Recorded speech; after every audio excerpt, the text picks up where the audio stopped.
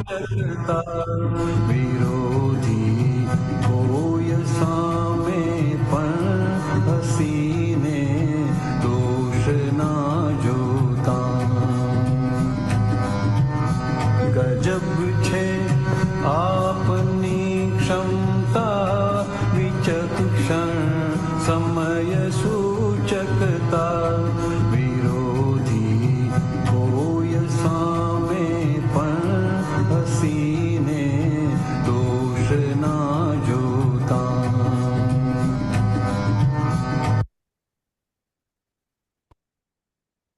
જય સચ્ચિદાનંદ. આ પંક્તિ ખૂબ વાપરવાની છે. આજ્ઞાનું મુખ્ય વસ્તુ જો હોય તો ફાઇલના સંભાવે નિકાલ. આપણે અહીંયા એક વાત સમજીએ કે ધર્મ માર્ગમાં જ્યાં એ લોકો ત્યાગ કરે છે, પોતાનો જીવ ભાવ આ બધી જ વસ્તુઓને વ્યક્તિઓમાંથી કાઢતા જતા એટલે ત્યાગ કરતા એ લોકો આગળ વધે છે અને વ્યવહાર શુદ્ધિ કરતા ભાવે કરે છે. આપણે મહાત્માને કોઈ ત્યાગ કર્યો નથી, પણ એ જે દ્રષ્ટિ એ લોકોને 10મા ગુણ સ્થાનના વ્યવહાર શુદ્ધિ પછી મળે છે, પ્રાપ્ત થાય છે, એ આપણને પહેલા પ્રાપ્ત થઈ ગઈ છે અને આપણી વ્યવહાર શુદ્ધિ હવે થઈ રહી છે. એટલે કે હવે ત્યાગ એટલે કે વ્યવહાર શુદ્ધિ હવે કરવાની રહી.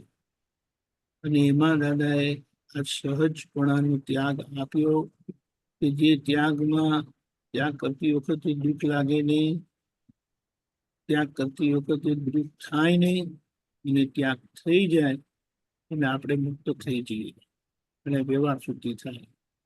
એટલે ક્ષમતા રહેતી નથી અને ત્યાં તો ક્ષમતા રાખવાની હોય, ત્યાં તો ક્ષમતા રાખવાની હોય.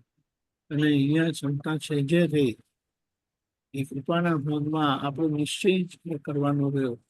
અને એમાં જે નથી રહેતી સમજો આપણે જે થાય છે, અને એના માટે આપણે સરસ આ ઉપાય આપ્યો. કેટલો સીધો સરળ ઉપાય છે. ત્યાં તો બધું છોડતા જાઓ અને આગળ વધાય. અને એમાં તો બુદ્ધિની એટલી બધી કસરત થાય કે વાત ના પૂછે. અહીંયા તો માંગ્યું, એક તો કૃપા થઈ, કૃપાથી મળ્યું, અને પાછળ આ મોટી કૃપા થઈ કે કવિરાજની કડી આપણી પાસે દાદાએ જ આપી કે આને વાગોડજો. દાદા નહીં કે ત્યાં કડી વાગોડવાની, આપણે ક્યારે વાગોડવાના હતા નહીં. એટલે આ આપણને બહુ સરસ આપ્યું છે.